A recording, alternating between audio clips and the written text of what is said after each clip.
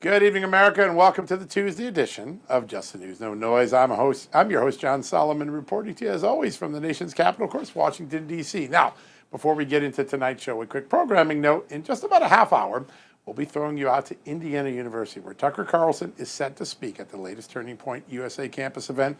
It's all brought to you by our good friends at Patriot Mobile, so make sure you stay with us to watch that. It's going to be an incredible event. Always interested to hear what Tucker has to say. Now, on to today's headlines, and we'll first start right here in Washington, D.C., where House Judiciary Committee Chairman Jim Jordan has now referred former CIA Director John Brennan to the DOJ for potential criminal prosecution over his House testimony. Now, if this sounds familiar, it's because that's what we wrote about a couple of months ago. The chairman today confirming he believes that the testimony may be criminal and false in nature and must be prosecuted. This testimony occurred in 2023. Chairman Jordan alleged, like our story said, that Brennan made numerous willfully and intentionally false statements of material fact, and that those statements were contradicted by the House Permanent Select Committee on Intelligence and the CIA when they released documents earlier this summer that were the basis of the Just the News reporting. In his letter to Attorney General Pam Bondi, Chairman Jordan used the example that Brennan asserted the CIA relied on the Steele dossier in their post-2016 Election Intelligence Committee assessment. Jordan also said in a press release announcing the DOJ referral that Brennan falsely testified when he told the committee that the CIA opposed including the Steele dossier in the Intelligence Committee assessment, that wasn't true. All right. Well, now let's turn to some more news involving Israel and Hamas. Vice President JD Vance made the trip to Israel, where this morning he announced the opening of a new U.S.-Israel civilian military cooperation center to rebuild Gaza. This comes after renewed tensions seemed to threaten the ceasefire for a moment, but things have calmed down a little bit in the Middle East. That's a big deal. And one more headline before I throw it to my amazing co-host, Amanda Head. Just a little bit ago, the state of Texas announced that it used a new database that the Trump administration has made available to states. It's called the SAVE database. It allows states to quickly look up who's on their voter rolls and whether they're citizens or not. Texas, which has a lot of good election integrity laws, found more than 2,700 potential non-citizens still made it on their voter rolls. That is an eye-popping number for a state with strong integrity measures already in place. A reminder that it's probably a lot worse in places like California, where Amanda lives.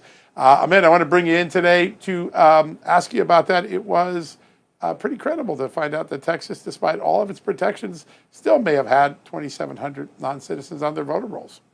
Absolutely. And I think that they might be clean compared to a lot of states across this country, like the one that I am sitting in right now. Boy, if they give that Texas treatment to California, I think they're going to lose a lot more congressional seats than they have in the past.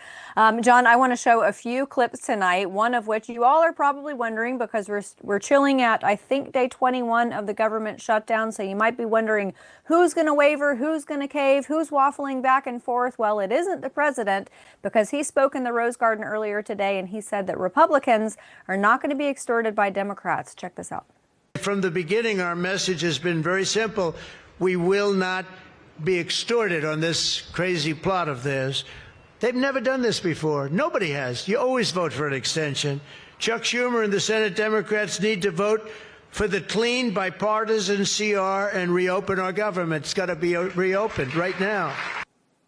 And of course, Democrats have voted many, many times in the past for a CR. So take that for what it's worth. Okay.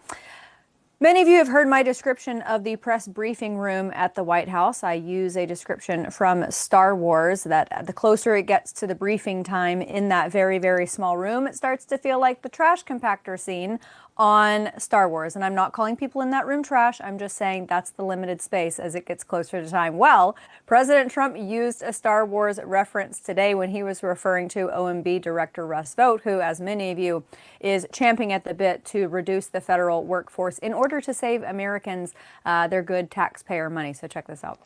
We have Darth Vader. You know Darth Vader, right? Darth Vader is a man who, I think he's sitting right. Is that Darth? Stand up, please, Darth Vader. Stand up. Does everybody know? They call him Darth Vader. I call him a fine man. But he's cutting Democrat priorities, and they're never going to get him back.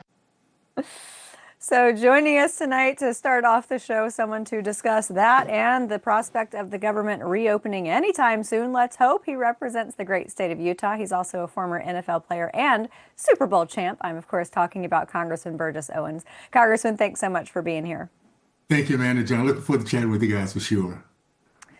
Sir, from the Democrats' perspective, they had these No Kings protests over the weekend. Some might refer to them as tantrums because they were out there speaking to these crowds and protesting with them, wearing their fun little shirts and having their fun little signs. Does it feel to you like maybe since they got that out of their system that they're a little bit more willing to come to the table, or is this going to stretch all the way to Turkey Day? Well, first of all, what you see here is a total lack of wisdom, a total lack of insight, and total lack of concern about their constituents. One thing about the Democratic Party, I've seen this the last 40 years, what they're really good at is I call it use, abuse, and discard those who really depend on them, those who believe in them. They did it to the Black community for decades. You saw back in 2018 when the DACA kids were trying to get a pathway to citizenship. President Trump doubled the numbers to 1.8 million. All they had to do is close the border and do some of the things that he wanted to have done to make sure we had some vetting done. They said no to that. And therefore, the DACA conversation is going away.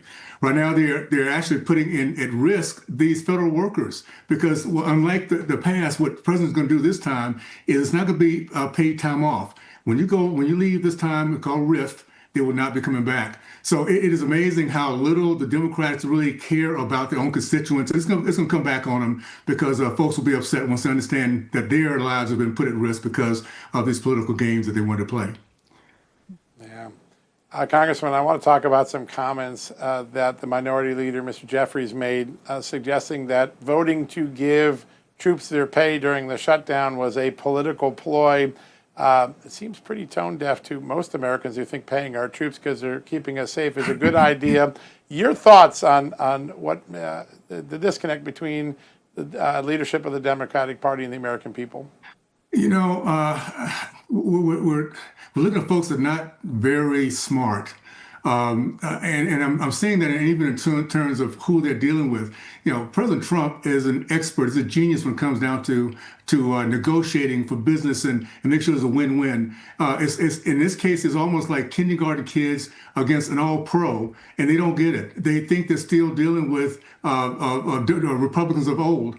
So no, they're saying the wrong things. They're saying what's been scripted. It doesn't make any sense because it doesn't tie into what the reality is right now. And they're dealing with someone who understands, first of all, number one, what is best for American people, and he's not going to be held hostage. It's just not President Trump. That's not his personality. So they're playing in a way that they have no idea how the end game is going to be. We'll just see how it works out. But the American people eventually have a much slimmer government, a much more effective government, and it's all because they're playing games with folks' lives right now. That's not going to work out well for them. Well, and Congressman, you look at Democrats' antics and the way that they are being received by the constituents that you just spoke of. I mean, you've got this new poll that shows that 64% of Americans, a vast majority, not even a plurality, a majority, use the word weak to describe Democrats. Not much better at 46%. They consider them extreme. And this is happening over the course of the shutdown. This is not a poll from a month ago prior to the shutdown. So how do Democrats pivot without ticking off that most progressive wing that it appears that's who they're appeasing right now? It is the most progressive wing that has no heart. There's a godless wing of their party, so it doesn't really care about the people. I'll say this. What happened to me 40 years ago, and I realized the Democratic Party at that time was not in favor of my race moving forward, of being educated, of having opportunities. That pain was their end game. What's happening right now is that a lot of the folks are realizing that, and once we see it, once we understand that they're using, abusing, and discarding us, we're just not going to come back. I think what's happening right now, you have a remarkable transfer of allegiance, maybe not to the Republican Party, but to independents that begin to look at what's best for me right now. And the Democratic Party is not giving them the answers they need. I think they're going to lose more and more power as time goes on. And as America become even more patriotic, young people excited about what we're getting done, and we get more people educated. So I think we're at a remarkable time in history. They're going to start looking forward to just how bad they have done and how well the message of America First is coming through right now. Yeah, so remarkable. So I know you're also a big advocate for election integrity. Your state has pretty good election integrity laws already, but Texas acknowledging today, despite all of its great protections that it already has for its elections, as many as 2,700 non-citizens may have still made it onto the voter rolls. The reason they were able to find out about that is because President Trump has made available this database, the SAVE database, to make it simple to find potential non-citizens who accidentally or intentionally try to get on the rolls. What's your reaction to their finding, and should all states be using this database mandatorily? Well, keep in mind, we're only 9 months in. President Trump, he's a businessman. He's all about return on investment. He's all about also making sure that we have something called rule of law, and that that the American people are coming first. So we're not surprised by what they're finding. The key is right now the accountability for those who have done this to us over the last 4 years plus. And once that starts to happen, America's people, again, the hope, the dreams, the reality that we're back into a country now that we can really predict our future because we can predict, the rules. It's going to be a very, very exciting thing to have happen. And I'm just excited about we're not talking about 9 months, but 12 and 18, what's going to happen in our country by that time, by the time we get to this next election period. The amount of people are going to be very, very excited to continue this process moving forward. Well, and Congressman, you highlighted something that actually is a concern for me going forward. When the youngest Americans grow up, you've got 60% of Democrats under 30 who believe they flat out support violence to stop these deportations. That is a faction of Americans that is diametrically opposed to the First Amendment, because the First Amendment allows for free speech, it allows for their protest, but it does not allow for them to be violent. How do we contend with that faction of this country? We started November of last year. Ignorant and free can never be. We all know that. And we need to, at this point, start to educate our kids once again about the greatness of our country. We had been asleep at the wheel while Marxists was running our school systems, sending our kids that hated our country without any opportunities of having hope about what we're all about. So that's changing as we speak. We're doing things with this one big, beautiful bill that's going to allow us to have choice across the country. And as we understand more about capitalism, about our American way, about becoming a more perfect union, our kids will grow up a lot more patriotic, more excited about their future, and ready to fight against this evil ideology of Marxism. So we have turned the corner in so many ways, and we're going to be around to kind of say we were there, guys, when it happened. So I'm excited about that too. Yeah. So you and I had a great conversation earlier this year. You made some pretty bold predictions. We'd have a secure border. We do. You said that gas prices would go down. They're now below $3 for the first time in a very long time. The president's track record of just getting things done, particularly with his allies in Congress, is so strong. Is part of the shutdown just designed to slow down the successes that the American people are starting to feel? Well, I think that's what the end game was. I think they were trying to push it out to the end of the year so they can talk about Obamacare subsidies. I think that's what they were trying to do. They haven't. Again, they're dealing with President Trump, Donald J. Trump, who understands this process and knows how to move things around to make sure the American people are not put through so much pain. So they have miscalculated on this one in a big way. I think what's going to happen, we will shrink the government. President Trump will shrink the government. There'll be programs that will never come back. Unfortunately, for a lot of federal people who don't understand what the Democratic Party is about, they're going to lose their jobs. It will never come back. And at the end of the day, we also have very strong the bench. Look at the bench that President Trump is putting around him. This is what I'm so excited about. They're all 24/7.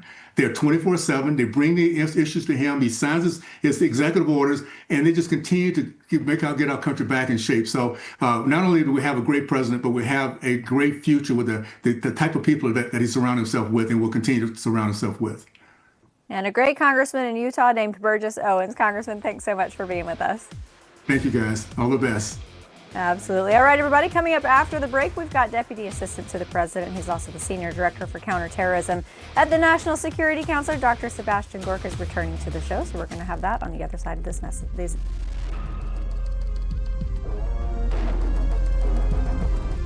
Hey, folks, did you know that by the time the average person hits 60 years old, they've lost and regained several hundred pounds? Doctors call it weight cycling, and half of Americans do it. If you do it enough, you are at risk of diabetes, liver damage, heart attack, even a stroke. Bottom line, most people need help to stop weight cycling, and I have a great way for you to do it. Non-prescription Lean was created by doctors. Lean is an oral supplement, and the science is impressive. Its studied ingredients also target weight loss in 3 powerful ways. Lean helps maintain healthy blood sugar, it helps control appetite and cravings, and it helps burn fat by converting it to energy, and burning fat helps keep the weight off.